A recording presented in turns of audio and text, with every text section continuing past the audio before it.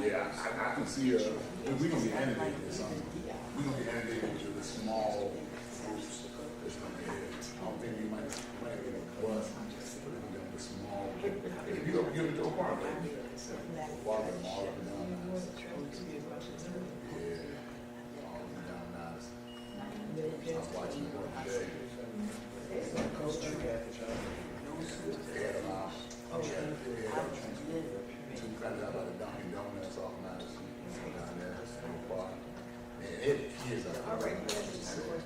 Yeah, kids are good.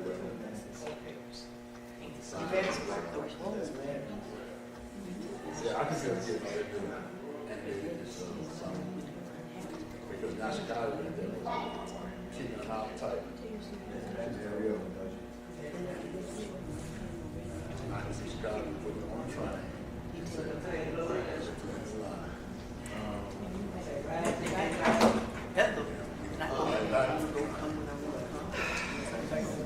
How you doing? Hello. Thank you. You gotta keep it. Don't come bring it later. How you doing? All right. Is that a promotion?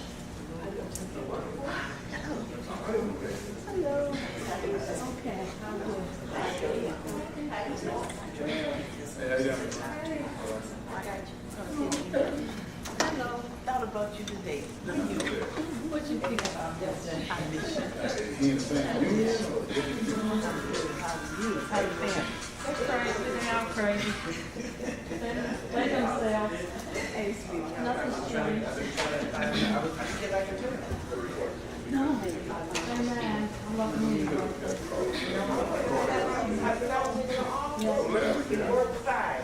Now I can't get it. On your phone or your computer?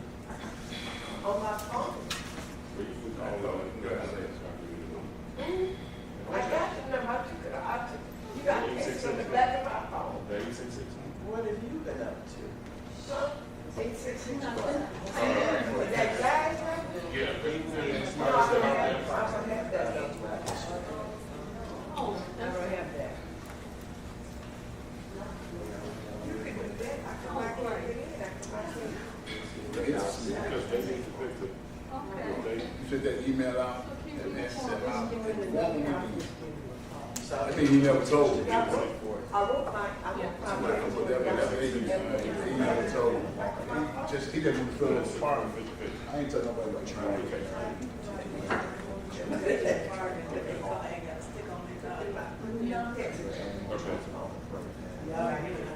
They always complain. I told you that email where I said, you gotta start when your best, they gonna get $200 alley over there.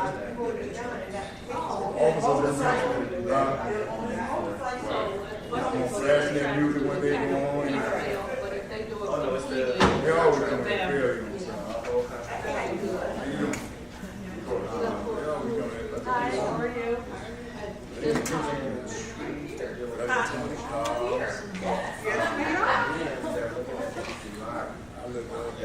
Simeon told me. I Simeon told me. Who are you talking about, man? He told, yeah, he was sad. He told me I was sad. But they were both sad. That church was on 20th and St. No, but when they park right at the corner of 19th and St. Charles, going back. That's a drive lane. Ain't no way. They car pushed into the oncoming traffic. And then they were double parked. Oh, Yeah. But that place get the parking lot. Yeah, that parking lot gets full quick. I got to park on the street. What Freddie called that Toto? He got two of them. Where they would come out their service. Really, too.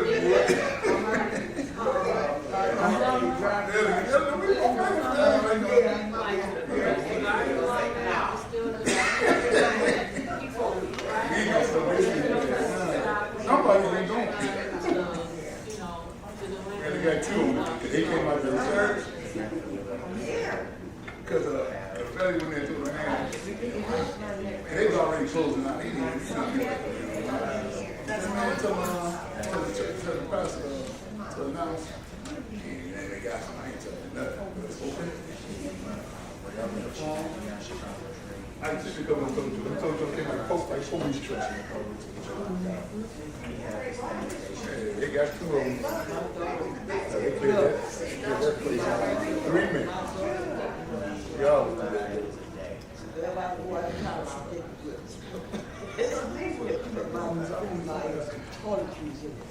I'm not going to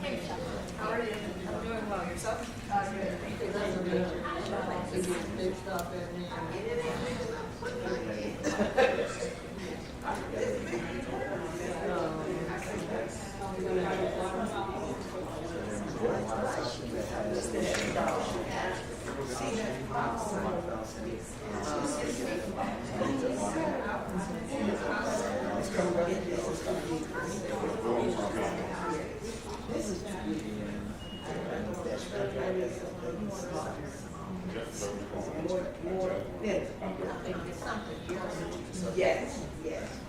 But I this is all everything I say is much too heavy.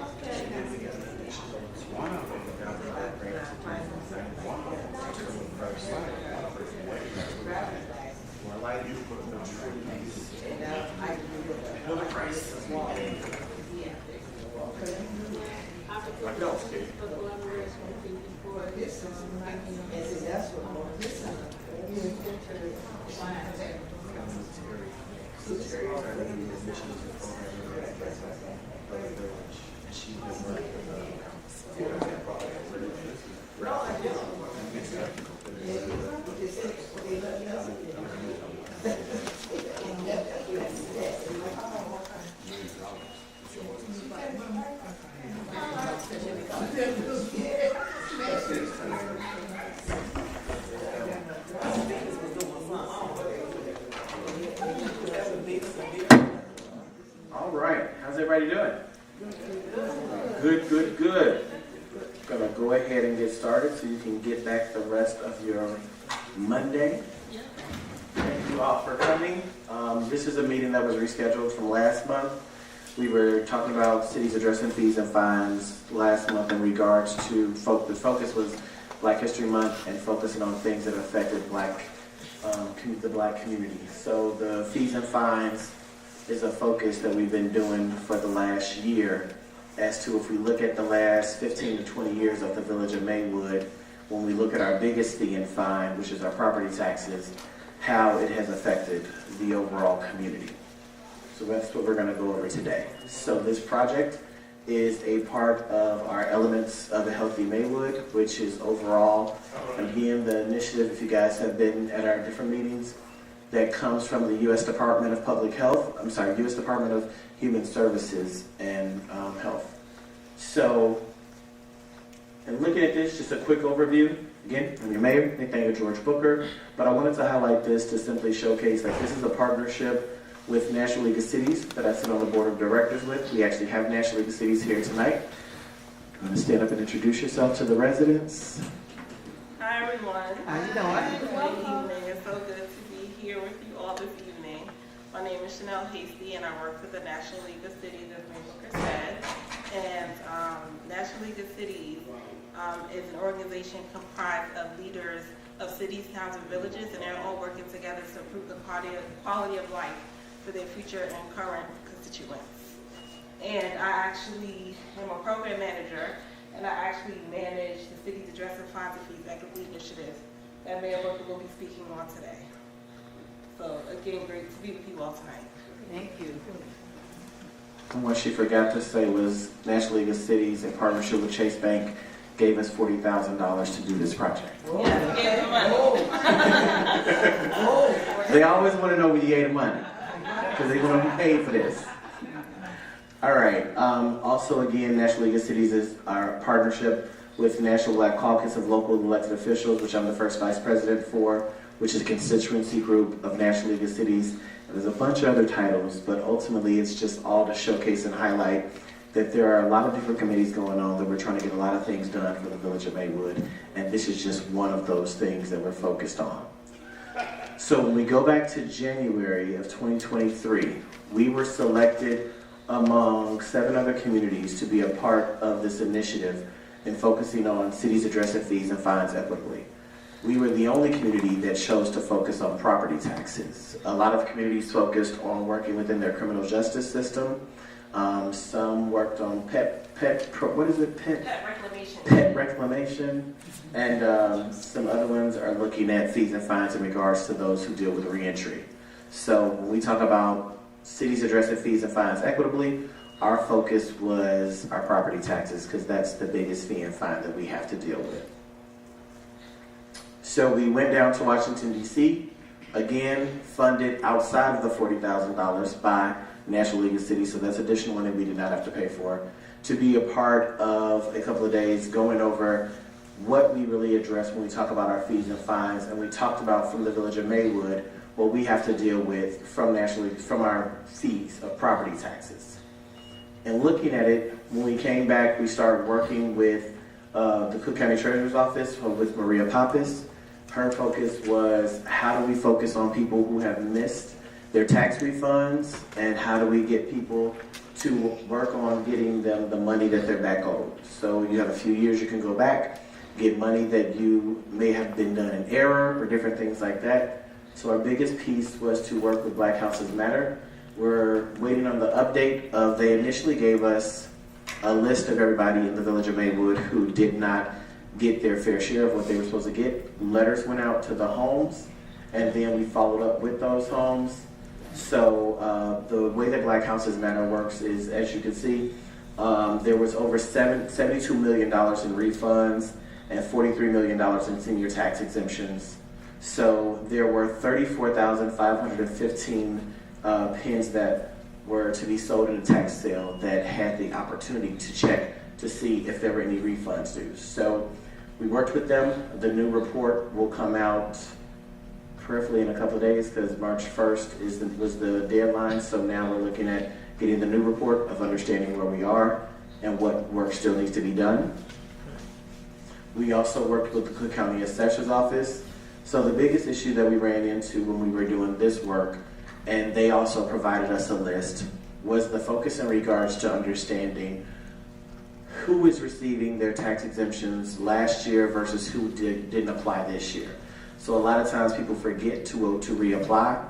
Since COVID, the senior exemption doesn't have to be reapplied for, and the senior freeze exemption, everything else still has to be applied for every year. So following up with those people who have applied for them before but haven't applied for them this year was a big focus, to make sure that they were able to get their exemption status, and that helped actually the burden of property taxes, because we had a lot of people saying, my taxes went up, but did you do your exemptions? So helping getting them in touch with the Cook County Assessor's Office, or working with the Proviso Township Assessor's Office to process those exemptions. Again, we'll get an update in regards to where we are with that, and we'll be able to do that report out. So as I'm saying, we'll be able to report out. Mark your calendars for Thursday, March 23rd, when we do the State of Maywood. So when we do the State of Maywood, it'll be a luncheon at 12 o'clock. we'll have these as a report out May. I'm saying March as if it's been 5 days. May. So May 23rd, we'll have all these numbers of reporting out the work that's been done. Another piece that we did was work with the Cook County Clerk's Office in regards to seeing if there was a sales in error or looking at the tax redemption process. So a lot of people, for one reason or another, may not be aware that their property has been sold and they have the 2 years to redeem. Some people might be dealing with fraud. Some people may be dealing with pins that they weren't aware that they had 2 pins. Some people may have, just for whatever reason, one reason or another, not paid their taxes. So redemption process in regards to that is what we worked with the clerk's office on. So we'll be able to see and getting those people aware that they have that 2-year period and working with them on that 2-year period. We're working in partnership with, and I'll get to solutions later, but with some banks to make sure that some financial coaching is taking place in regards to ensuring and understanding that if there are people who need the assistance or help, that we're able to help them, but at the same time make sure that we're providing them the resources so that it is a resource, not a dependency or an entitlement. So this is just highlighting going into the solution base, right? So we met with the CAV twice. We do monthly calls in regards to where we are with the projects. So now it's like, what is the work being worked on? So in looking at the work being worked on, there was data that we were able to get provided that talked about in 2012, 2014, when the first annual tax sale happened. 45% of the taxes sold were from the village of Maywood and Proviso Township. So when we talk about one of the biggest pieces, when I say cities addressing fees and fines equitably, and we're looking at the village of, we talk about how much of a diverse community we're coming into, and we celebrate diversity, but we also have to understand what strike that diversity. So if we're saying over 20% of our parcels over the last 20 years have been lost to some way, shape, form, or fashion of property taxes, it would help understand how the Black generational wealth has been lost within the village of Maywood and how it opens it up for other entities to come in and purchase, which is fine, but at the same time, we need to acknowledge how did we get here. And this was the research to help us understand how we got here. And looking at even more data just across the entire county, when we had the 7th annual tax sale for Cook County, 7% of the taxes were from Maywood. So as you can see when you're looking at the chart, realistically, you have cities like Calumet City, Cicero, Riverdale, Harvey, Chicago Heights, Maywood, Dalton, Park Forest, Markham, and Robbins. We all know these are Black and brown communities, right? So when we're looking at Black and brown communities consistently being sold, we have to acknowledge, like, is this system an equitable, fair system to continuously sell off Black and brown communities and celebrating new people moving in, but you're pushing people out? So we have to look at that from a way of how do we address that best. Going back to the first annual sale, again, revenues, 41% or $4.8 million of the taxes sold were from Maywood, Illinois. So that meant not only was that generational wealth lost, but if you look at that red piece of the pie, that's Maywood's piece of the pie, right? So when we're looking at this, we're looking at people who have had property that have lost their property to no other reason but property taxes. Could there have been some other things going on with their financials that led to this issue? Yes, but ultimately, the property was lost to property taxes. Again, looking at the 6th annual tax sale for revenues, 4.6% or $4.8 million, again, went to the village of Maywood. So looking at it from a Black population standpoint. So if you look at the 2010 census, 86% of the residents were still African American in the village of Maywood. Today, we are at hovering over about 68%. So again, when we look at the deterioration of population within the Black community, we see, based on Cook County sales, just looking at since 2012-2014, 611 parcels were sold and valued at $7,884,000 $884,362.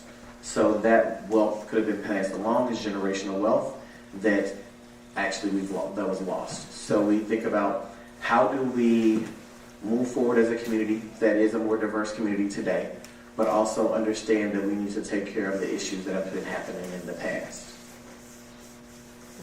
So just giving it as a different chart, when you think about Maywood average taxes and how much they rise and go up. So year over year, again, you all are all aware and looking at this when thinking about the annual tax sales between 2012 and 2015. Every year we were just raising the tax levy, raising the tax levy, raising the tax levy.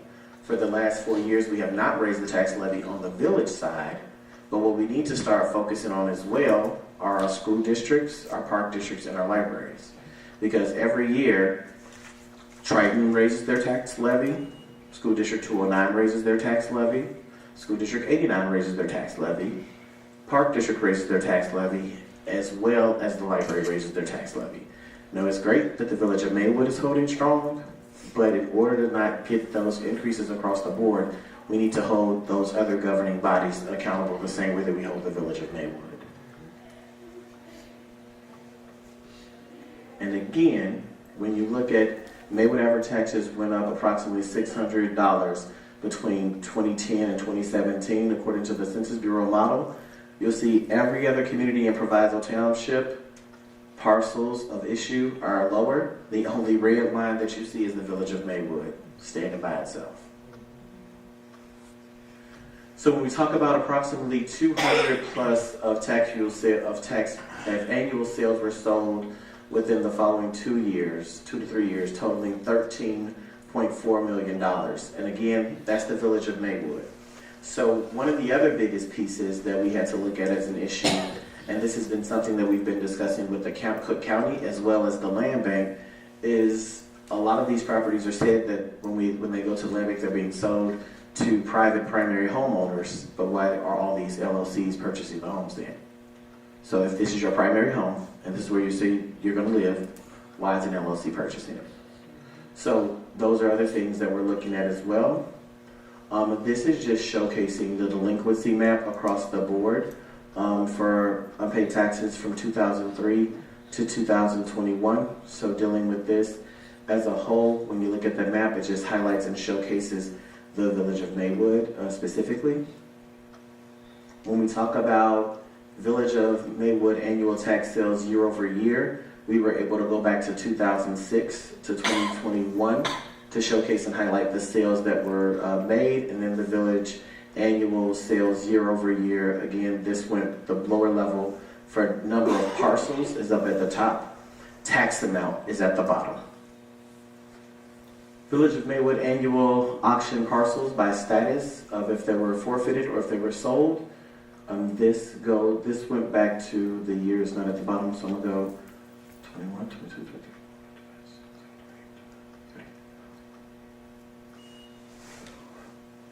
So this was able to go back to 2011. And then, 2010. So, I'm sorry, the chart had got cut off at the bottom. So again, we're looking at the forfeited and sold taxes in the auction sales that took place. When looking at total amount by tax year and status, sold, reoffer, and forfeited. So again, one side is looking at the total amount by the tax year total amount. The right-hand side is looking at it from number of parcels. So number of parcels sold. So we were able to get this data for number of parcels sold from 2006 to 2021, and then we were able to get the total amount from 2010 to 2021. So this took like a year to get, and Cook County we are the first community to ever request all of this information. So we consistently are asking for more and more data, because the reality is you're supposed to have the last 20 years, but it's been pulling teeth to get this data to showcase that they know where the last 20 years of data are. So we're still working with their team to crunch out this information and make sure that we're getting the numbers to the best of our abilities for the last 20 years. Again, when we go over scavenger sale, historically, where properties are listed and different buyers can come and purchase them. Again, we look at total amount paid and how many pins were sold. So left-hand side highlights total amount that was paid out. Right-hand side shows the number of pins that were sold in the scavenger sales year over year. And that's a focus on the right-hand side, number of pins, 2007 going into 2021. And then on the left-hand side, tax amount paid, 2011 going into 2021.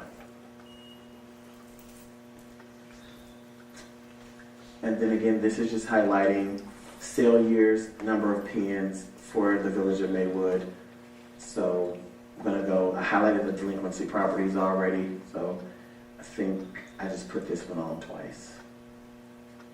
So what have we been doing, right? So in the focus of the access to affordable quality housing, the goals that we're looking for is affordable, high quality, socially integrated housing near public transportation if needed, and then ways to avoid displacement as older neighborhoods are being revitalized, and promoting housing development and design that encourages social interaction.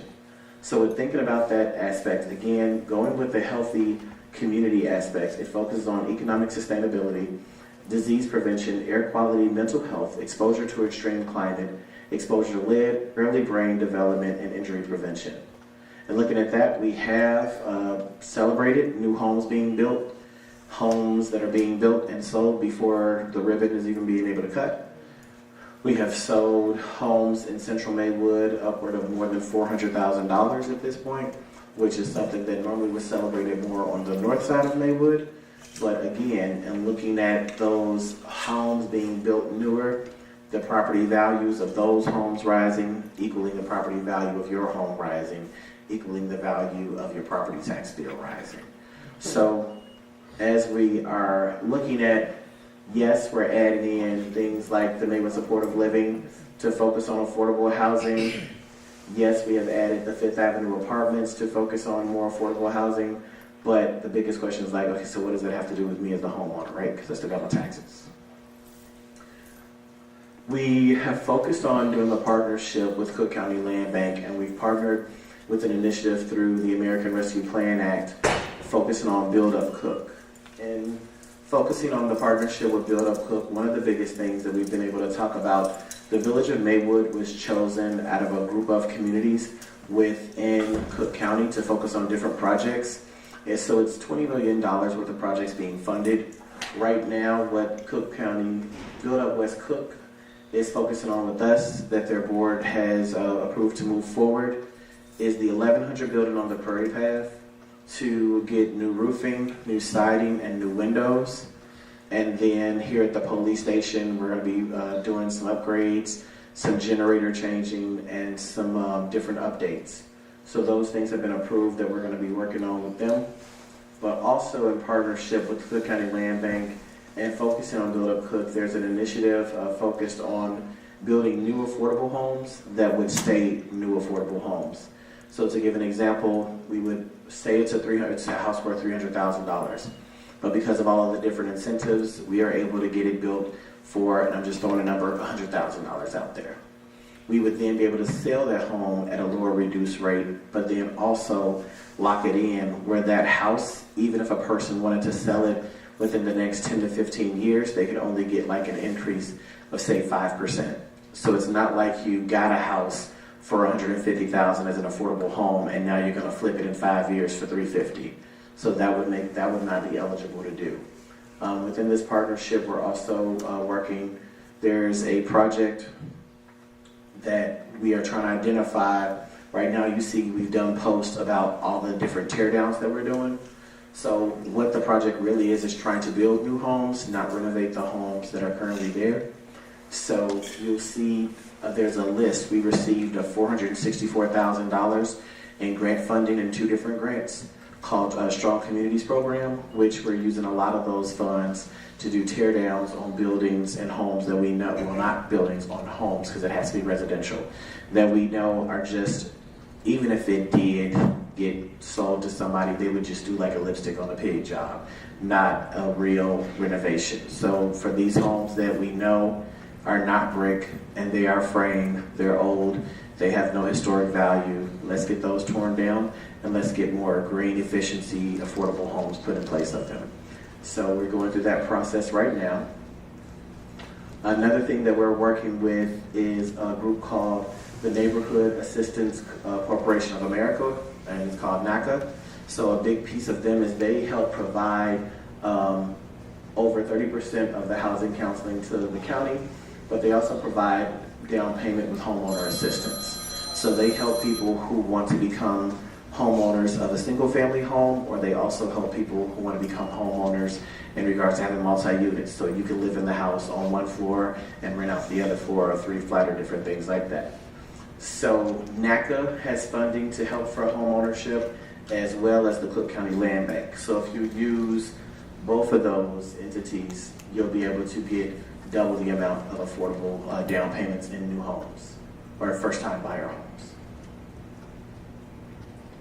The other piece that the logo is missing is Chase Bank.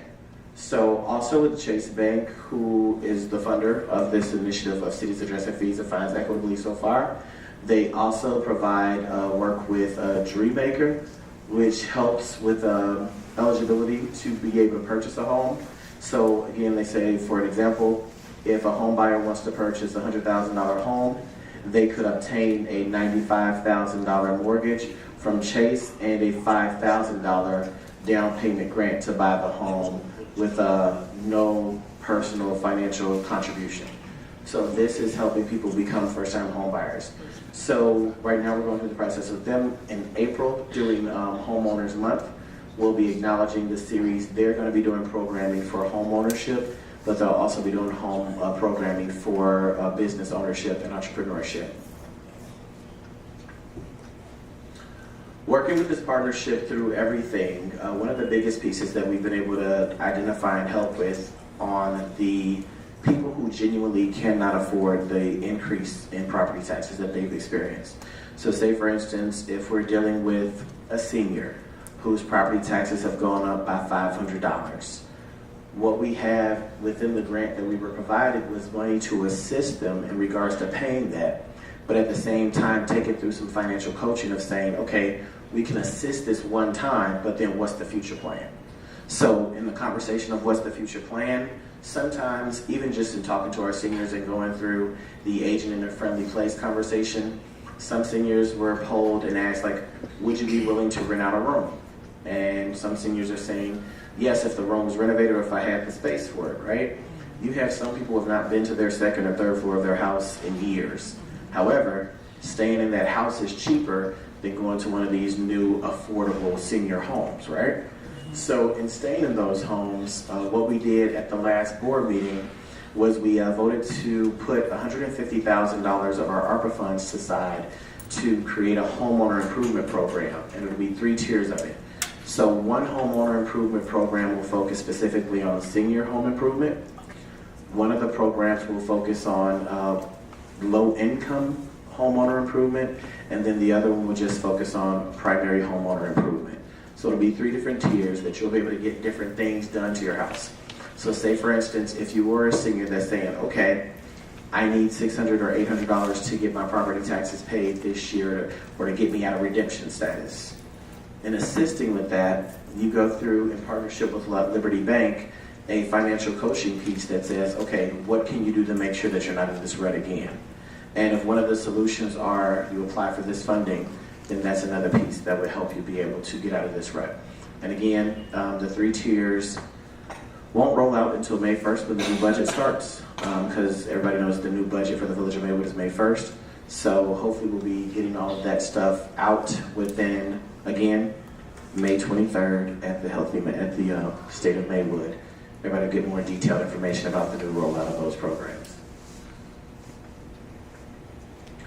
Another thing that we focused on is legislation writing, right? So fun thing is learning how to become a state and federal legislator, writing code, writing policy.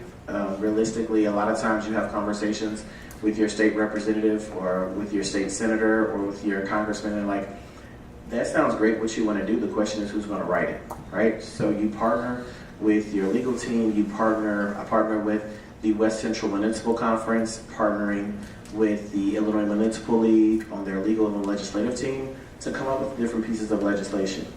Now, the legislative bill, Senate Bill 1675, is slated to go into effect this year, and it makes changes concerning interest penalties due on delinquent amounts in counties with 3 million or more inhabitants beginning, again, going back to 2023. So, of course, we're in Cook County. This bill will help deal with people who have interest penalties. So say, for instance, one of the things you deal with, you get a bill, but then every day or every month after, you're getting an additional penalty. Plus, there is no payment plan for you to deal with the penalty, so how do you ever catch up and pay it unless you have a full amount to do so? The other bill that we're working on right now or pushing for right now, is the House Bill 77. Within the House Bill 77, it's created to deal with the new construction, right?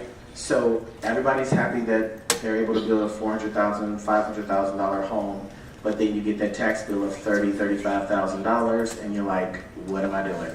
Because the rest of my block is only worth $200,000 to $300,000. So within this new bill, it provides a homestead exemption, and within the homestead exemption, you would be able to get an exemption no different than we give businesses. So sometimes we'll give a business a class 6, a class 7, or class 8 through the county. Well, this will provide that same year conservative taxable exemption on the property sold. So this bill would go back 5 years for any house that's been built within the last 5 years, and then this bill would expire in the year 2034.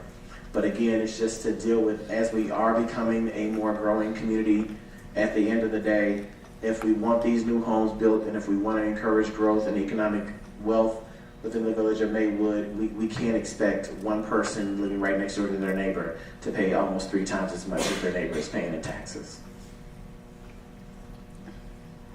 One of the things that I'm really happy that we were successful in doing, and this was as of February, yep, last month. So starting March 1st of this fiscal year, when the bills were due, the penalties, again, we're dealing with all types of things in regards to home ownership. So penalties are slashed from 18% to 9%. So again, as you're paying bills, it's like you're getting penalized by 18%. It's like, I mean, Jesus, that's a high amount to try to get when you're already dealing with somebody who couldn't pay or is dealing with issues with them paying. So that's another piece that we were able to successfully get done, is to slash from 8% to 9% for homeowners.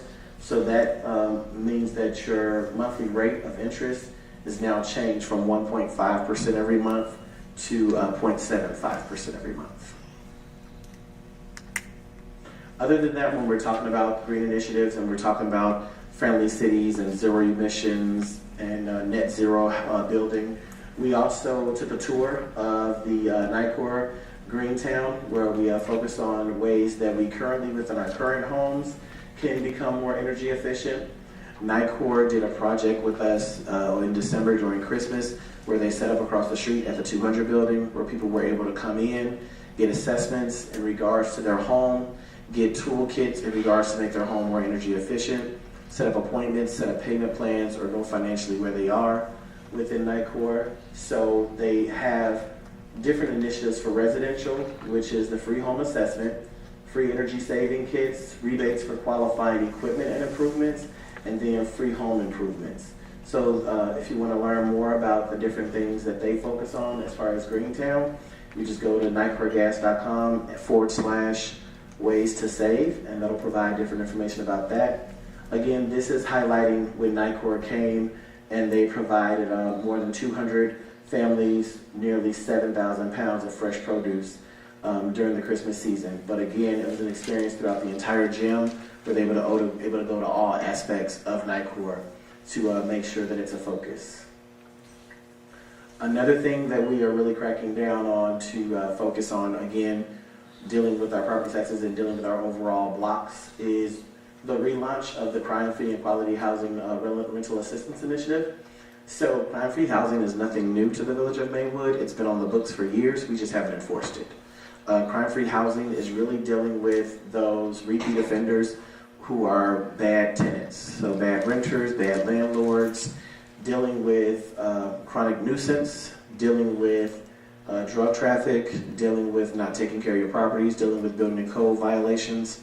So we actually, myself, along with Director Duncan of the Building and Code Department and our Director of Public Works and some of our code enforcement officers did a 2-day training for 6 of us that went over in Elgin, where we became recertified in regards to focusing on crime-free housing. One of the things that are about to roll out before the end of next year is implementing and enforcing, making sure that all landlords are registered and paying their fees for being a landlord within their units, but also going through an actual landlord training.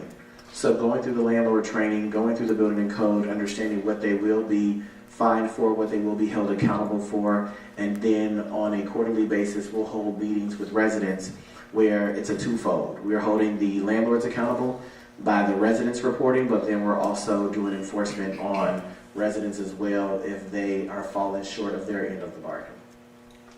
And other than that, just to wrap it up, I say like a healthy community is one where people have the opportunity to make healthy choices in environments that are safe, free from violence, and designed to promote health. Factors that influence health range from early childhood education to quality housing and jobs, and include many other areas of community development such as financial inclusion, access to health clinics and healthy foods, sustainable energy, and transportation. So again, as a wrap up, this is all a part of the elements of a healthy community that we've been talking about for about 1.5 years now. You can learn more at Healthy Maywood Healthy Maywood WC.org. And if you have not signed up to be a community partner, you can most certainly sign your organization up to be a Healthy Maywood partner. Or if you're just an individual that wants to get more involved in any aspect of healthy community, you can sign up at bit.ly Healthy Maywood. And with that, are there any questions? Yes. 1, 2. It's only 2 of y'all. Yes. Okay. I commend you on all the things that you presented, and I think they're wonderful. I didn't hear anything that addresses the issue of what we can do legislatively or any other ways in the village where we can make our tax, the amount that the village of Maywood pays overall, because it's so high in relationship to others. Right. So I know that there's some things being discussed around what we can do about that. I didn't hear any of that. Okay. So in addressing the fact that, the elephant in the room is we are the highest tax community in the western suburbs, right? So how do we address and deal with being the highest tax community in the western suburbs? One of the pieces that we talked about during the TIF meeting that we had for the first and third TIF, and the next meeting that's coming up is April 22nd. April 30th for the TIF meeting? April 30th? Okay, so April 30th will be the TIF meeting for TIFs 2 and 4. 2 and 4. So during that time, we talk about and thought process. A lot of our TIF funding that we currently have goes a lot heavy into our commercial corridor, and we're trying to make it where it benefits our commercial corridor, but also can help some of our residential corridor at the same time. And in the thought process of doing that, if we have that raised equalized value of those homes, that raises the TIF value, which would free us up to use some of our general funds to create different programming such as tax rebates for primary homeowners. So when thinking about lowering the TIF or lowering the taxes, every conference we go to, every conversation we have with legal recommends not lowering the taxes, but creating rebate programs. Because if you lower the taxes, ultimately somebody's going to have to raise them back up at some point. So if we can gain and collect the taxes that we need to collect from things such as the new Kroger that just opened, or get the taxes from the 4 new restaurants that we have open. So it's like, if we have an 84,000 square foot program, am I really interested in giving them a lower tax rate? They already got a class 7 incentive, so we already gave them a lower tax, so why would I want to lower their taxes even more? When we think about the Starbucks, that's going to be a cash cow on First and Harrison, I'm not really thinking about giving them a tax break more than they get incentives already to come. So the different restaurants we have coming, different things like that, they're already getting different incentives, but we can take the money that they're putting into the village and into the budget to create programming that would provide primary homeowners tax rebates.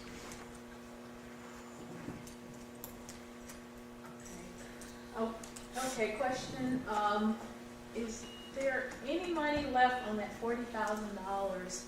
So the issue for Village of Maywood, there's a lot of properties in probate limbo. Pre-probate limbo, let's say a homeowner passes away and that property just sits there, so that has happened over the years. And there's a way for the village to intervene on properties like that.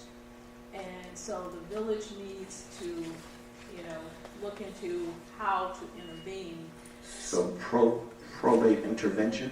Pre-probate. Pre-probate intervening. So if let's say a homeowner passed away. Can everyone hear? Yes. Okay. So the house across the street from me, that owner, Mr. Harris, passed away some years ago, and that house is just sitting there. Mm-hmm. So and it's just gonna sit there, and we don't know what's gonna happen to it. So that property, that happens in the village quite a bit, and so that's a probate, in probate limbo. Someone's passed away, and their property is just sitting there. No family members have stepped up to talk to the bank and figure out how to resolve it or anything along those lines. And so that house will sit there, and maybe it's been through at least one tax sale and no takers. So it's still sitting there. And so that happens to properties in Maywood. The village can intervene on properties that linger before they linger. I guess in my head I'm thinking, from the example that you're giving me, the things that come in my head would be, is it a property worth saving?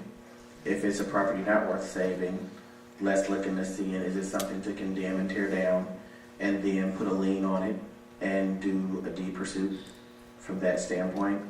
Is it a property that has back tax? That is something we're being more aggressive. We meet on a monthly with the Cook County Land Bank now to help pull in more properties to actually go through the cleaning of the taxes with the land bank. So those are two things that we're doing more proactively now that, again, we could have been doing before, but it wasn't being done. So we're focused on that. But what's another example of what we could be doing that we're not? Because you're saying we can intervene. So how would we intervene? Or Michelle, you wanted to offer something else? I don't know about the intervene at the probate stage, but try to... Michelle is our Community Development Attention and Retraction Coordinator. Try to think about with these financial literacy courses, including a way to avoid probate. Yeah. Because you really only have to go to probate if you don't have things set up like in a will and to transfer, and if the value of your estate is more than $4 million. Gotcha. So these smaller, homes and things like that, it's like going to probate just because they don't have the paperwork together that they need to not have to go to probate. And For a lengthy time period. Liberty Bank will be adding a series, and Chase Bank have a different series that focuses on financial coaching in regards to making sure that we're providing the resources needed for that. Is that a solution? So if a property appears on the tax sale list, Mm-hmm. for that, it's going to be on the annual list for that first year that it's back on taxes. So I think it's like a year after the taxes were due. And so the village, the program you mentioned, that you're going to intervene with homeowners early on when they on that list. So that's Right. a new step. So that's a big step in the right direction. And then if there's no one to contact, or if a homeowner doesn't want to address it, Mm-hmm. then there are some things that you would talk to a tax attorney regarding. intervention on it. So Okay. if we knew Mr. Harris is gone already, We know it's gonna sit there, we know the family's not coming for it. right, We know it's just gonna sit there, it might get purchased, it might not, and then even then, it gotta sit for a couple of years anyway. I mean, I would say, let's get you with Michelle, and if there's another program to focus on, we did allocate, in total, $300,000 of our ARPA funding to initiatives and programs. So there's a lot of different programs that we're gonna focus on launching. If there is another way to do what we're not doing, let's explore it. So I would say give it Angela, because to me, it's nothing more annoying to walk my dog past a house that I know I walked past 17, 20 years ago that's still empty. And the biggest piece about being the mayor is just consistently having these conversations about properties that are 20, 15, 10 years on back tax, and you're like, you're supposed to just accept this? Like, so we've beefed up our staffing within community development. So now we created the attraction and retention coordinator role. We've brought on a GIS.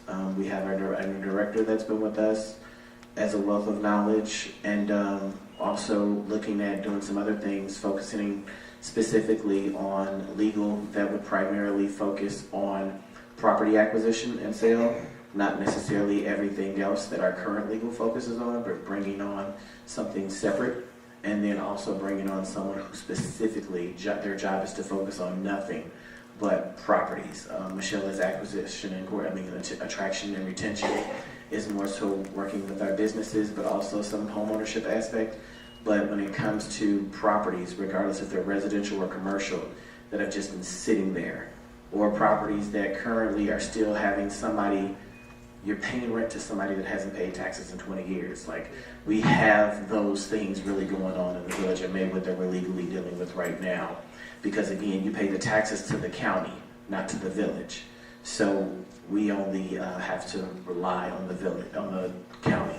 So right now, we are working more heavily with our Cook County Commissioner to come up with some language in regards to how far the county can allow before the village can legally intervene. Because what we don't want to do is shut down every business that's in a building that hasn't paid their taxes, because it's not the renter's fault that the landowner has not paid the taxes. And if we did that, we would be in some real big trouble. But it's like we're in this stuck limbo zone of county help, landlord be responsible, tenant don't leave, and we don't want to shut you down unless we need to. So I think that's a bigger piece to the puzzle that we're focused on. Angela? The other thing is we also want to be very focused on, we get a lot of information about people who have fallen behind on their taxes. They're in that 2-year redemption period.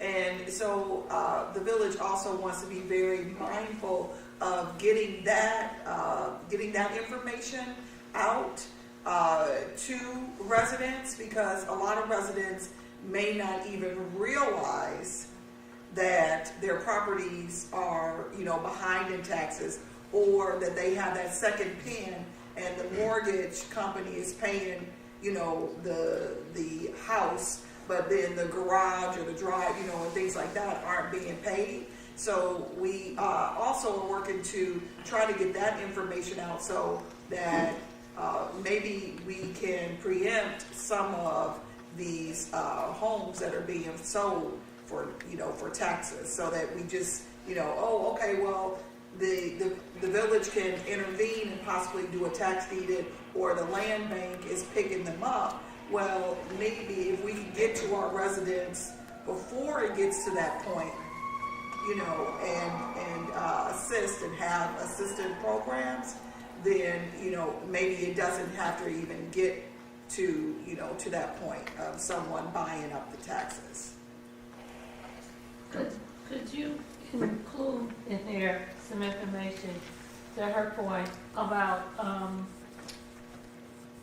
trying to keep people out of probate, or to resolve that, because they changed the law. It used to be that you did not have to hire an attorney in order to do that. And people that are struggling don't have money to hire a real estate attorney so that they can transfer property to a relative to make sure that it stays out of probate, or to set it up, or to arrange it, or if you know that your mom is really old and the property is in her name, it's not in yours, and then if she passes away or he passes away and they're sick, you know, then what do? You can't just go and transfer that. You have to hire an attorney, and people don't have money to hire an attorney, or they don't know how to go about it, or they don't know an attorney, they don't know who to contact or what the process is, and they don't realize that it's changed.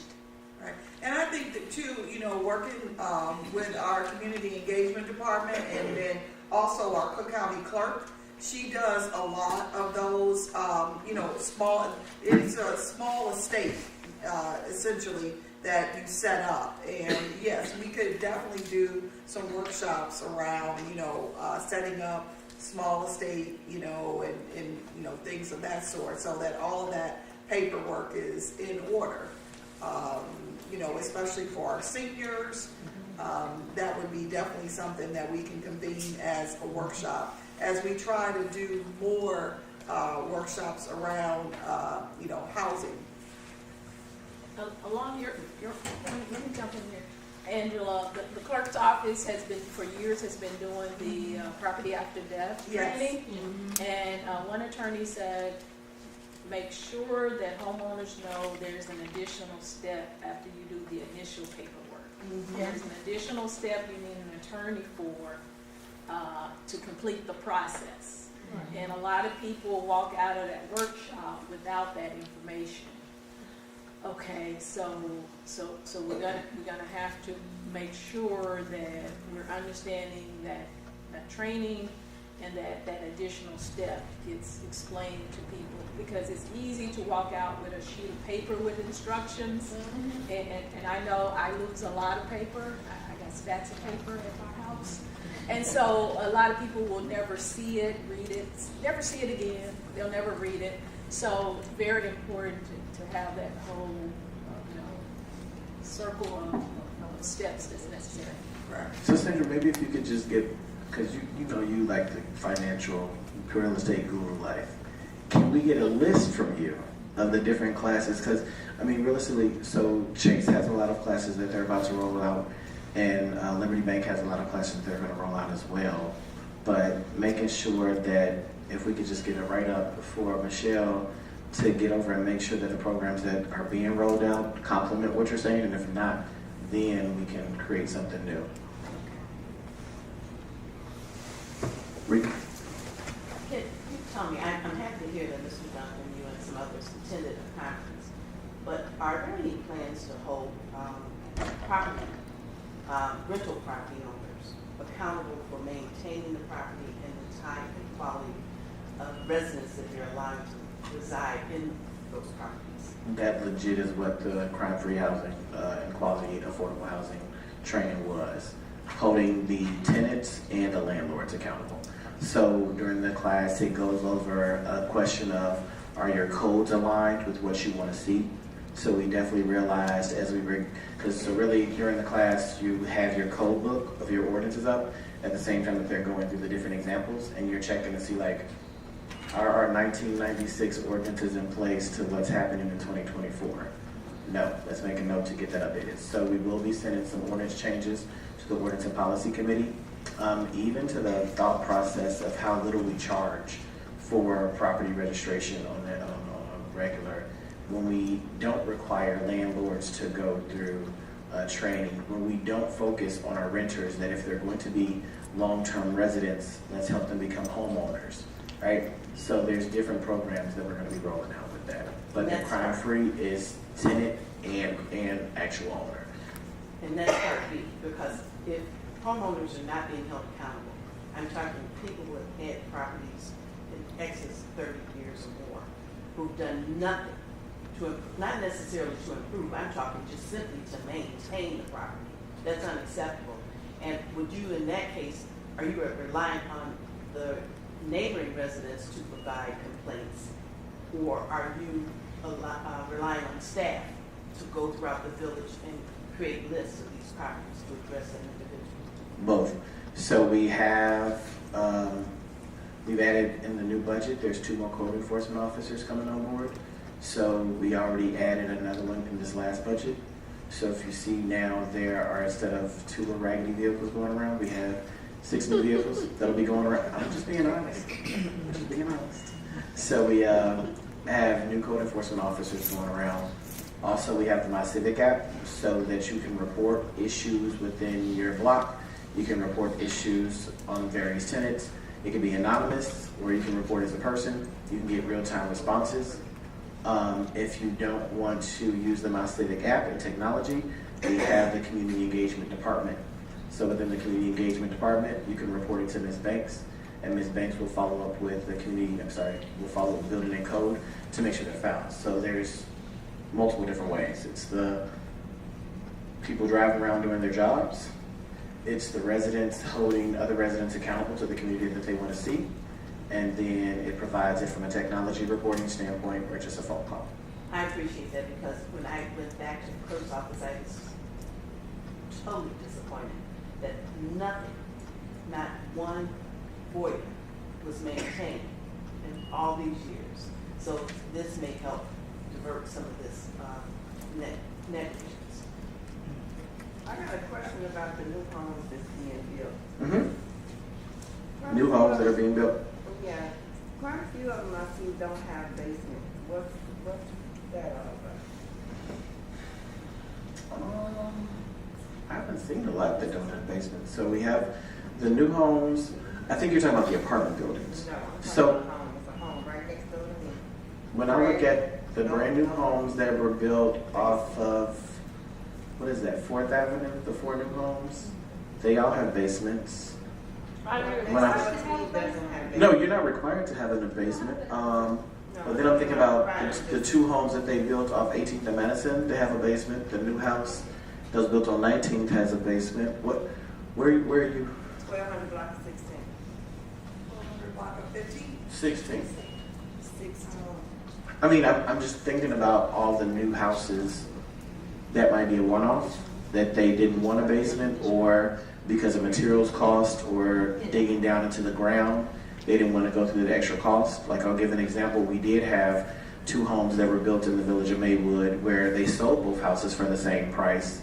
But by the time they got to building the second house, the first house got a fully finished basement. The second house did not get a fully finished basement because of just material costs and just overall cost of labor have gone up. So it could have just been from a financial decision that they chose not to invest in that excavation of the ground and digging down into a basement. But Still a $350,000 house. if that's what it's sold for, that's what it's sold for. It's not my big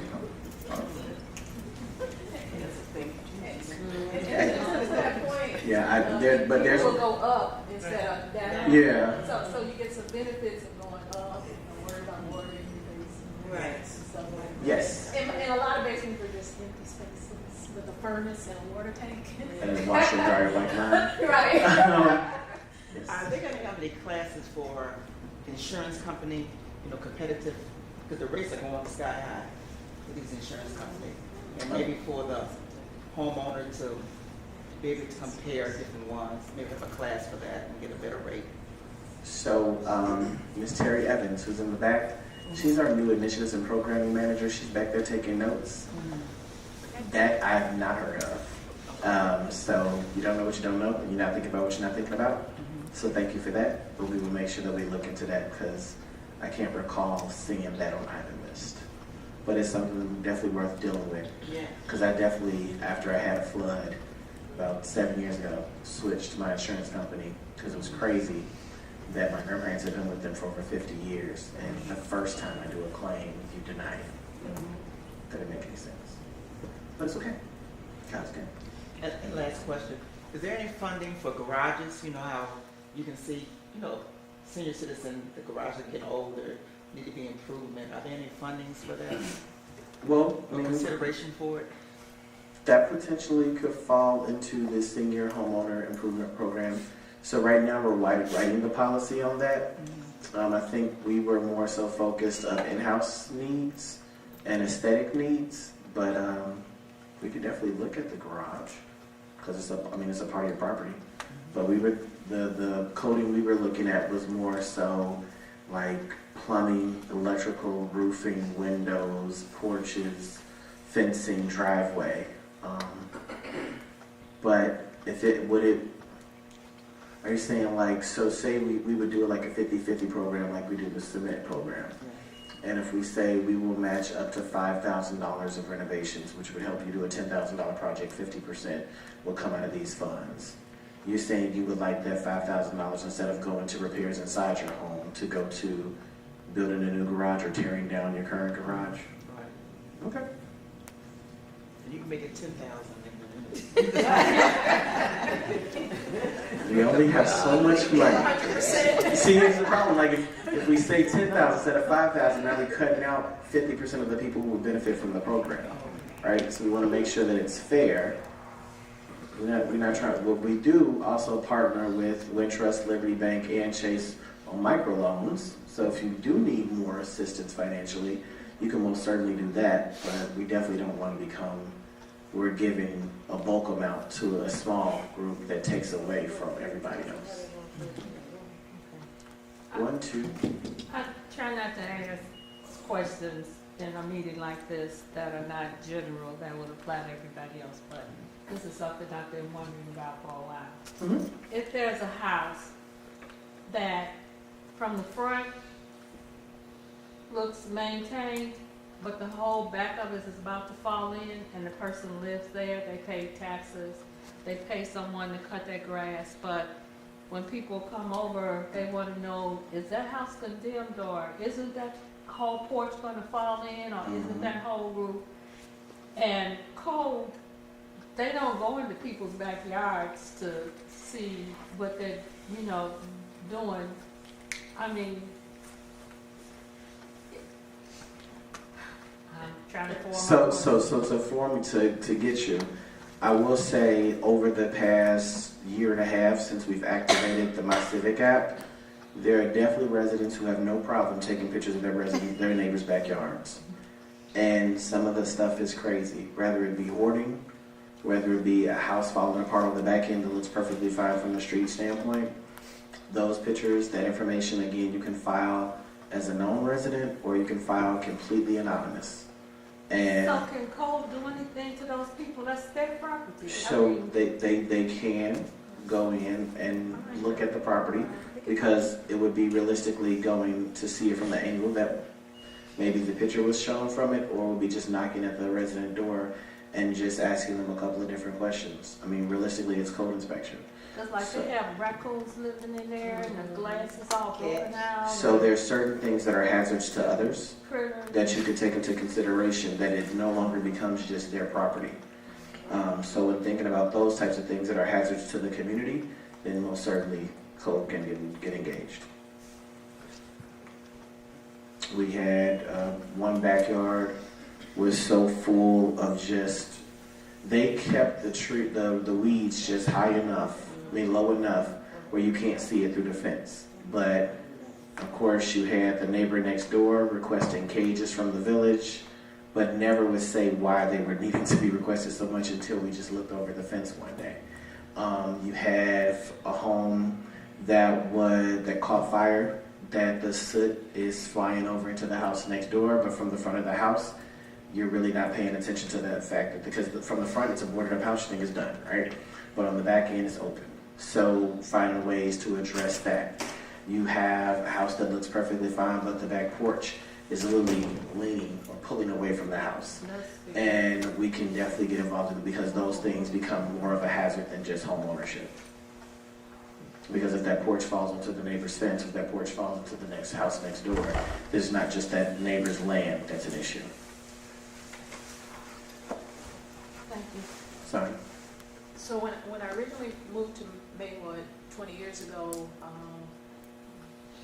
the code said that people could not put plywood on the windows to board it up, that they would have to put something with wire mesh, and it was more aesthetic than a piece of plywood.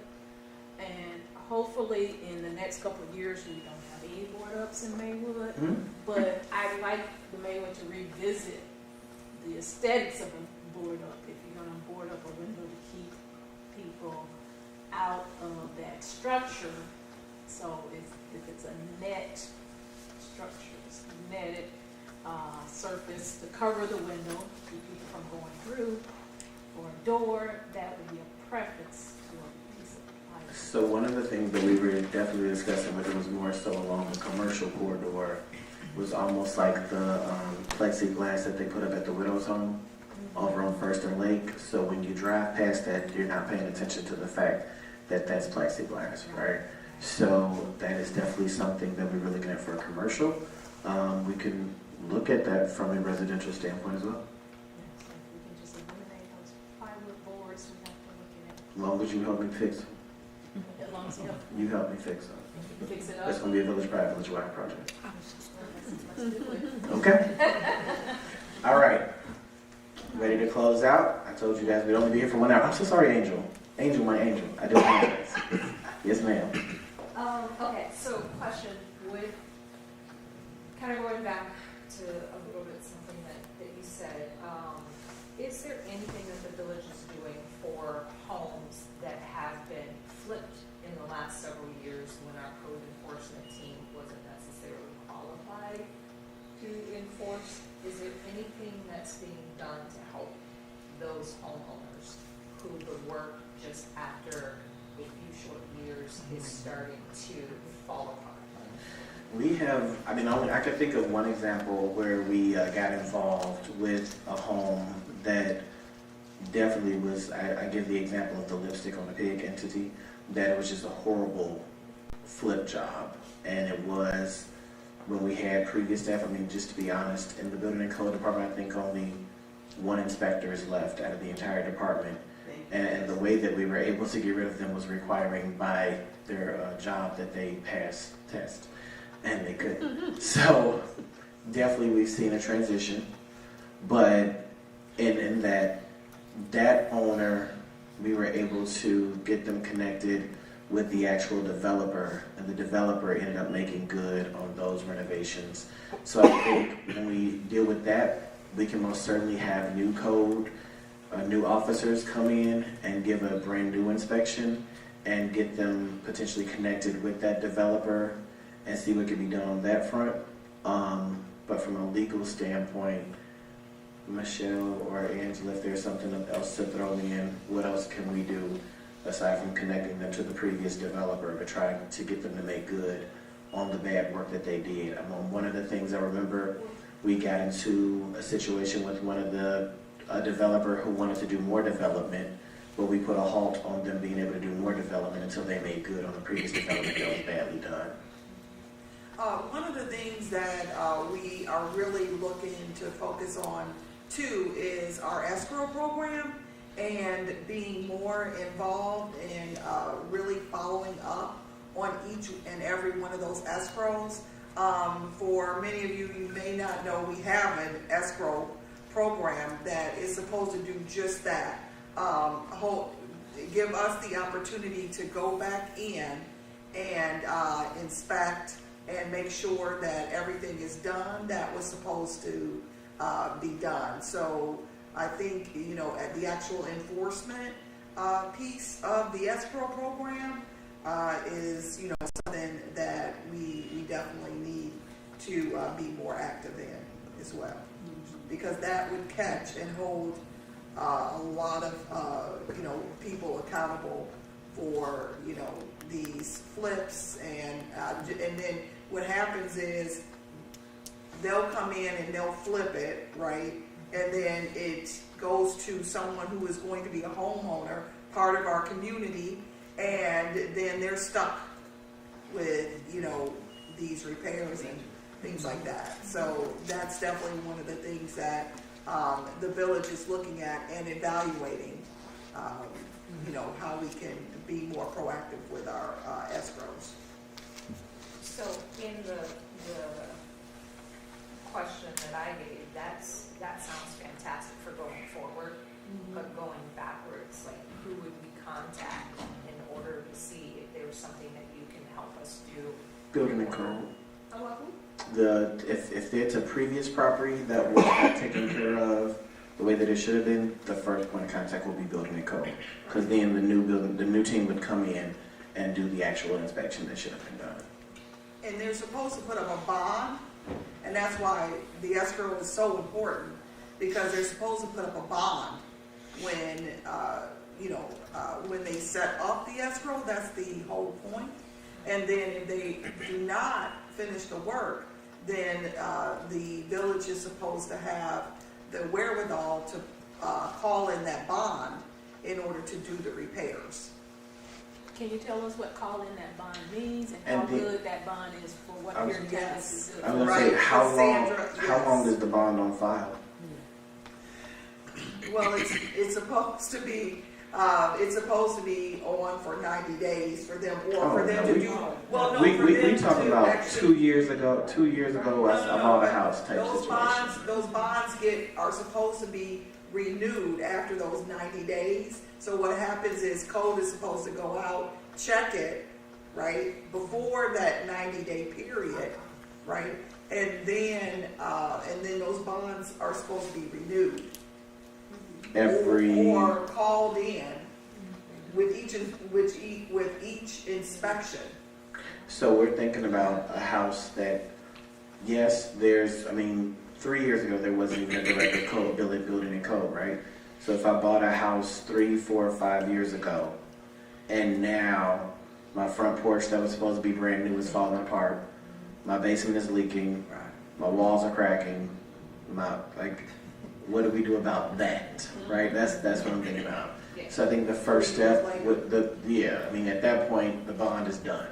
That's not even an option. I think it would be getting in touch with building and code, having them to come do a re-inspection, because what you can find with a lot of those developers is either they're doing a current job in Maywood that we can address them with in some type of way, or realistically, we can get, I don't know of a policy that currently exists within the county, but I assure you, if they got away with it in Cook County, we can look and see what other projects that they're doing in Cook County and maybe work with our commissioner to focus on projects will be halted in the county if you are shown to be a bad deed owner. Because we take the license of building developers for the village of Maywood, but the county would probably be able to have a better jurisdiction in regards to how do you hold somebody accountable to a project that's already been checkmarked and completed. And that's the other thing too, that we looked into trying to do as far as enforcement is concerned. I know Walter looked at pulling contractors' license, so we have a log of all the contractors' license as well. So, annually going through those and, pulling contractors that haven't done good work in the village.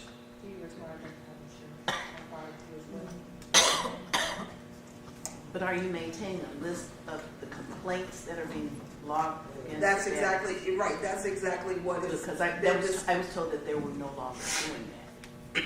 So, with the upgraded system, I want to say building code went through, a month ago of Casale with the new updated system. So if that house or that address or that PN has a file on it, you should be able to pull that file and have that information. And the contractor's license too. All of that would be in the Casale system. The reason we spent so much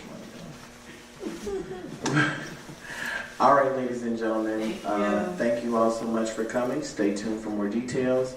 If you are not signed up for your monthly newsletter, please bit.ly/Maywood News. Other than that, have a lovely night. And don't forget to sign up. So again, individual, bit.ly Healthy Maywood, and sign up for one of the components. Or if you are a business, bit.ly Healthy Maywood Partners. Also, mark your calendars. Saturday, May 4th is Village Pride Village Wide. We will be installing new parks. We will be doing restoration projects. We will be doing cleanup. We will be doing repainting of basketball courts. We will be doing work on painting rusted areas that look ugly. And then we'll also be doing some bench creation, some flower planting, and overall beautification. So that will be Saturday, May 4th. You can sign up at bit.ly/Maywood VPVW 2024. Yes, ma'am. Considering all the work, like you just rattled off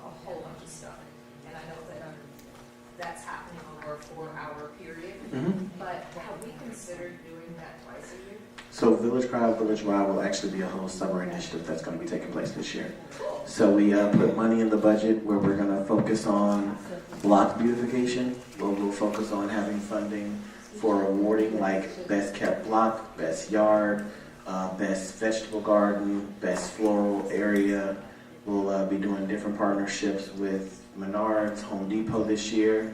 We have an influx of a lot of dirt that we'll be working with, getting rid of this year.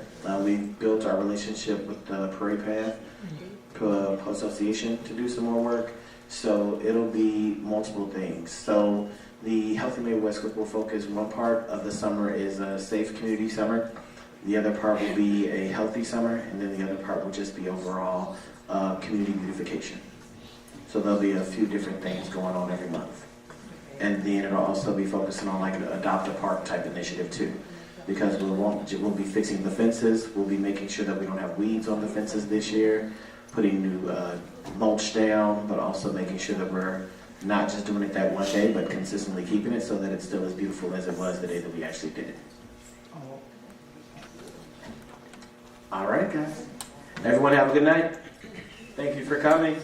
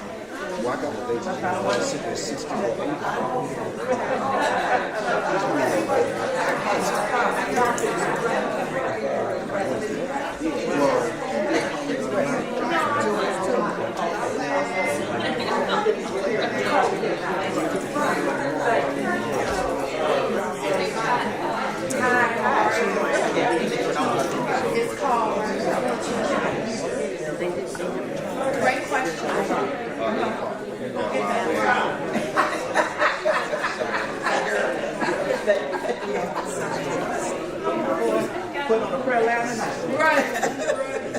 Yeah, we go. That's what I